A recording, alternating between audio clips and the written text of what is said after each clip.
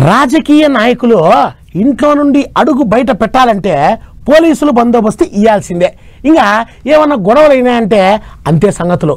ఇంటి ముందు పోలీసులే, ఇంటి వెనకాల పోలీసులే, చుట్టూ పోలీసులతో కంచె వేస్తారు.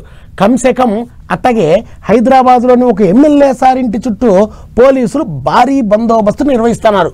పెట్టుకున్నారు కానీ చుట్టుపక్కల వాళ్ళకే పెద్ద తలకాయ నొప్పి వచ్చి పడిందండి. ఇంటి ముంగట పోలీసోళ్లే, ఇంటి వెనక మార్ల పోలీసోళ్లే, అటు పక్కకు పోలీసోళ్లే, ఇటు పక్కకు పోలీసోళ్లే, ఎదురుగున్న సందుల పోలీసోళ్లే, చుట్టూ 4 మూలలకు పోలీసోళ్లే.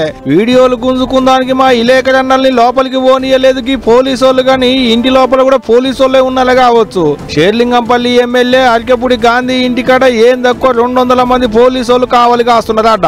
బజార్ అంతా పోలీసోళ్లే ఉన్నారట. అయితే అయింది కానీ చుట్టుముట్టు ఉండేటి పబ్లిక్కే గజ్జు నరుకుతున్నారు ఈ పోలీసు వాళ్ళను చూసి.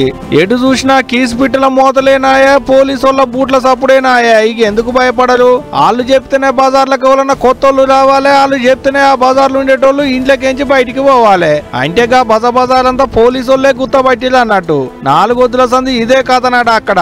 ఇక ఇది జాలదన్నట్టు, ఉన్న పోలీసు వాళ్ళు జాలరన్నట్టు కార్ పార్టీ వాళ్ళు మళ్ళొచ్చి ఆడ ఇంటి మీద పడతారు అని ఇంతమంది పోలీసు వాళ్ళను బండ్లు దింపుతున్నారు. ఎస్ఐలు సిఐల కాంచి సారింటి కడ కావలి కాస్తున్నారంటే చూడు ఎట్టుందో కథ. అధికార పార్టీ వాళ్ళతో దోస్తానం గట్టికున్నది కాబట్టి ఆ మాత్రం ఉండ తీయాలి అనుకుంటున్నారట చాలా మంది దానక.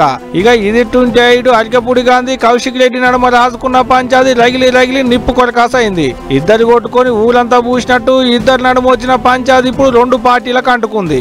అట్టిప్పుడు వాళ్ళని వీళ్ళను వాళ్ళనా నువ్వా నేనా అన్నట్టే నడుస్తుంది చూడడం. మరిగా పంచాది ఏమైతుందో ఎంత దూరం పోతుందో గాని పోలీసుల బందోబస్తుతోని పబ్లిక్ పడుతున్న తిప్పలే చిన్నగా లేదు. బౌండరీ